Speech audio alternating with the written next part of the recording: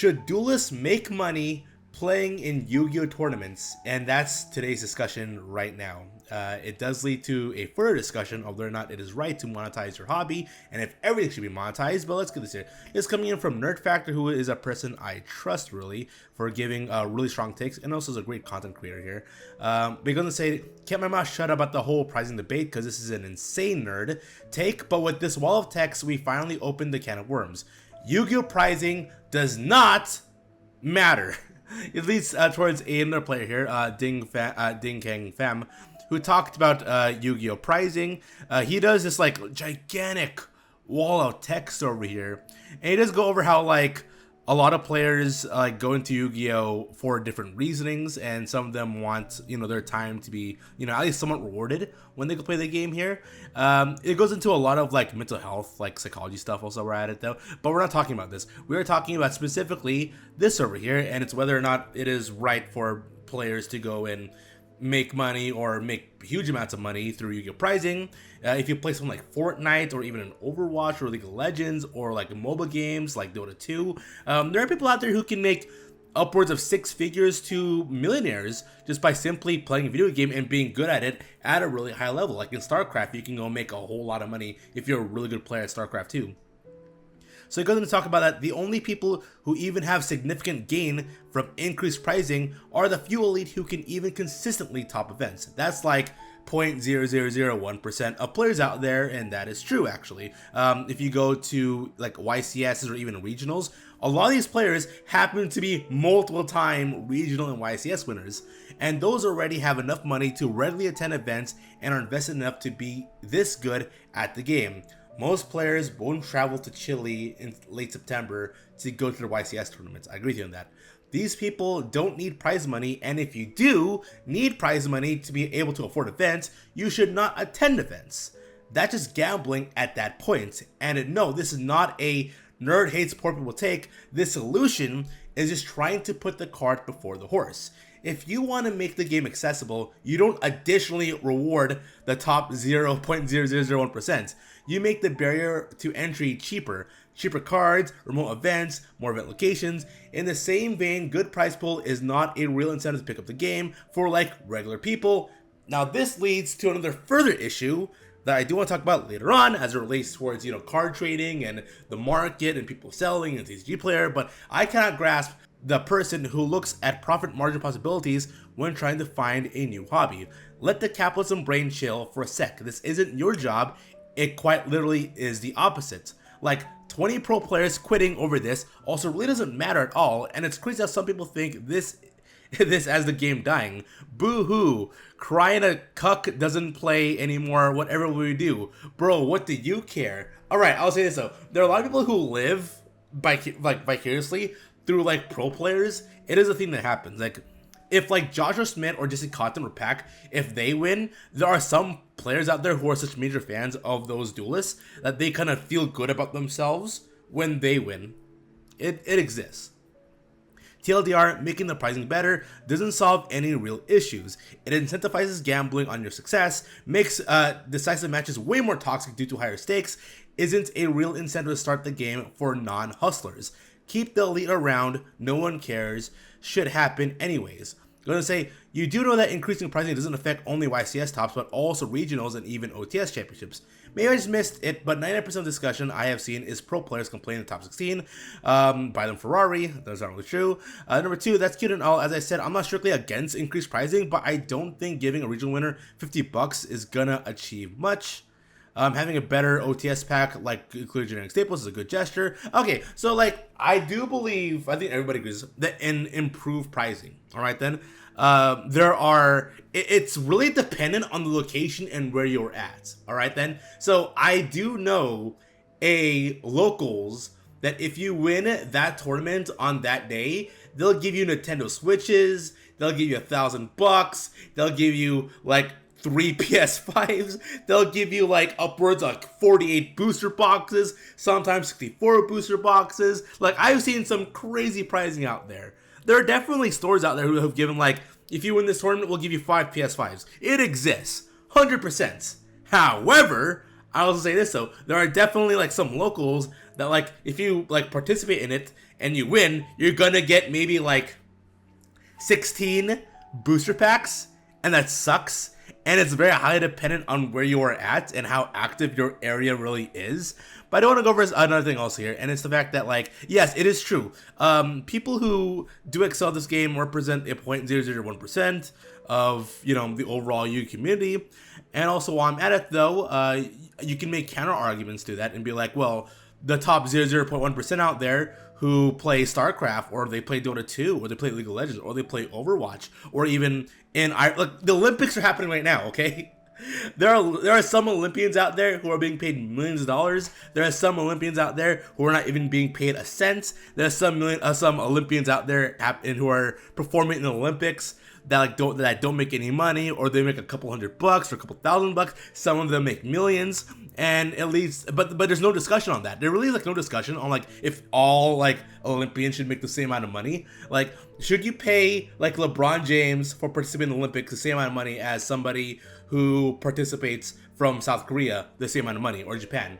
It leads to a further discussion on that, though, and it kind of boils down to like a combination of integrity and your perspective and your takeaways and what your goals are for the game of Yu-Gi-Oh. And he goes into Lord Factor talks about you make the barrier to entry cheaper cards, remote events, more event locations. All right then. So here's an issue with that. I agree with this person totally in the sense of, but however though, there do exist people who go into Yu-Gi-Oh, or they continue to go and participate in Yu-Gi-Oh with the intention of making money. Think of your favorite Yu-Gi tuber right now. All right then, like MBT makes what, $10,000 to $20,000 a month talking about Yu-Gi-Oh, right? And how good is MBT as a duelist, huh? Like, let's be honest here. Triff Gaming, for as dumb as of a guy he is actually, is a better duelist in competitive scenarios than MBT. But yet, like, for as many times Triff will go and top a tournament, or for as many times as Pac or Joshua Smith or Jay Thompson or Jesse, for as many times as they top a tournament here, think of the best duelist in your locals right now. That best duelist makes a small fraction, or they don't even make money at all, actually, compared to someone like MBT or even Distant Coder or even Farfa, who make upwards of 10 to 20K a month, not even being good at Yu-Gi-Oh! How is that fair? I get the frustration on that, really, where it's like, alright then, you got these bad duelists out there, or mid-duelists, who, like, don't really contribute much to the community in terms of, like, skill level or skill impression, or push for, like, competitive discussions at all, yet, for some reason, those guys get rewarded more. I'm not really happy about that. But also, at the same time here, when you do have the cards be cheaper, it leads to, like, stores. There are players out there who go into Yu-Gi-Oh! Like, at first, and then later on they kind of learn about the markets, where they try to be sellers, or they try to be traders, or they try to run, like, a card shop, which is incredibly hard to go do. There are people out there who, with, like, TCG, player, like, marketplace, like, their profiles, they try to sell cards there. There are people who play Yu-Gi-Oh! Who want to go buy, trade, and sell cards. Like, I remember a rant that Gage had, where he's talking about how he wants cards to maintain their value, and by reprinting cards, you are kind of destroying the value. I have an Eldritch Golden Lord card, the original printing of it, the word secret rare, where it was worth $120. Now it's worth like $12 now. It's not worth $12, and I don't really mind it though, because it's just a card, right? It's just a cardboard thing. Like, I am fine in my personal life where I do not need to go and hustle to go and monetize my hobby of playing Yu-Gi-Oh! Alright then. Actually, no, that's kind of a lie here, because I'm making this YouTube channel here because I want to make some side money in the side here. I get that. I want to make some side money, trying to be a content creator. But it's not like my main source of income here. And for a lot of these Yu-Gi-Oh! Players out there, a lot of them want to make, like, playing Yu-Gi-Oh! The 0.001%, like, a significant portion or part of their income. Like, let's be honest here. For all the Yu-Gi tubers out there, or even all the players who play Yu-Gi-Oh, how many of them use Yu-Gi-Oh as their main financial source of income, or their main primary source of finances? Not that many, right? Like, MBT and Team Samurai X are probably the two richest people to make money off Yu-Gi-Oh who don't work for Konami. We can all admit that, right? like in the end here, and I made a post about this actually coming up from King Scarlet's post talking about it because he kind of joked about it. He's saying like, I could disagree. All my problems would be solved if it was possible for me to win money at an event because I drew shifter and my opponent did not. Also, here's the thing though. Yu-Gi-Oh has so much RNG compared to those games like Overwatch, StarCraft, and Dota 2. There is far more expression of skill and far less like variables happening. Like even in fighting games, there's more purity and integrity, and there is more of a clear decisiveness on who the best duelist is on that day through those games, more so than Yu-Gi-Oh. And you can be like, well, Pokemon. There's players out there who make a lot of money playing Pokemon, upwards of $1 million actually. And truth be told, I don't care. I don't care. And now I ask the question, why should you care? Why should you care how much money a person's making off in the site actually? As long as you join the game, that's what really matters though. And I'll tell you right now, would you prefer, or does it matter to you to monetize your hobby? That's something I gotta ask to you. But he says, all my problems would be solved if it was possible for me to win money at an event because I drew shifter and my opponent did not. Because, you know, there's like wouldn't that suck though? It's like you win a duel and win like $300,000 off a duel because one guy just drew better than the other, and it happens all the time in Yu-Gi-Oh. It happens a bunch of times. Like one person drew Call by the Grave or their Saki one of, and the other person didn't. One person had like a weaker hand. Like, it's crazy. It really is. Like you can play Yu-Gi-Oh with your hands like being shown really. And then I put on here, and I'm going to say here, we live in a hustle culture where everyone wants to monetize their hobby to make money. You can be a millionaire being a pro League of Legends player. Yu-Gi-Oh players want that. But now we are prioritizing Yu-Gi-Oh being a capitalistic venture more than just a fun card game. And King Charles was thinking about this, and I think this is a discussion that many people who do make money off Yu-Gi-Oh don't really want to talk about because it leads to some things where we have to self-reflect upon integrity and the dignity of the game is like one of the things we got to go into, which I think no one wants to talk about or discuss. I'm being brutally honest here, dude. Like, I want to go and make money off Yu-Gi-Oh, but if I don't, I'm totally fine with that because I am doing things outside of the internet where I'm doing well for myself that I don't need to do this. I get the pressures now, especially if you are a 30-year-old person because wait, where is it? Right here. Because Din Kang Pham talked about this specifically. Like, if you're somebody in your 30s, yeah, there'll be a time when many of the 30-plus-year-olds just quit because of time, family, and then the next gen and the next.